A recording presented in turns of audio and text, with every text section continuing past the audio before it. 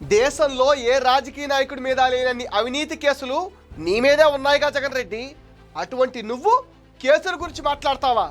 6 ED కేసులు, 11 CBI కేసులు, 11 criminal కేసులు నెత్తి మీద పెట్టుకున్న నువ్వా మాట్లాడేది? తండ్రి అధికారాన్ని అడ్డం పెట్టుకుని 45,000 కోట్లు అక్రమంగా దోచుకున్న నువ్వా మాట్లాడేది? 13 సంవత్సరాలుగా బెయిల్ మీద తిరుగుతున్న నువ్వా మాట్లాడేది జగన్ రెడ్డి? 5 ఏళ్లలో మద్యం, ఇసుక, మైన్స్లో వేల కోట్లు దోచుకున్న నువ్వా మాట్లాడేది? నేరస్తులతో అంటగాగుతూ నేరస్తుల కోసం బతికే నువ్వా మాట్లాడేది? అధికారులను బలి చేస్తూ వ్యవస్థలను మేనేజ్ చేస్తూ బ్రతికే నువ్వా మాట్లాడేది? చంద్రబాబు మీద 24 కేసులున్నాయా? నోరు తెరిస్తే అన్నీ అబద్ధాలేనా? జనం నమ్మేస్తారనుకున్నావా? చంద్రబాబు మీద నీ హయాంలో దొంగ కేసులు పెట్టి ఇప్పుడు కేసులున్నాయనంటావా? అవి రాజకీయ కక్ష సాధింపుల్లో భాగంగా పెట్టిన కేసులు కావా? పచ్చకారుల వాడికి లోకమంతా పచ్చగా కనపడుతున్నట్టు అవినీతి పరుడైన నీకు అందరూ అవినీతి పరులుగానే కనిపిస్తారు జగన్ రెడ్డి. నీలాంటి అవినీతి పరుడు రాజకీయాల్లో ఉండటం మా కర్మ జగన్ రెడ్డి.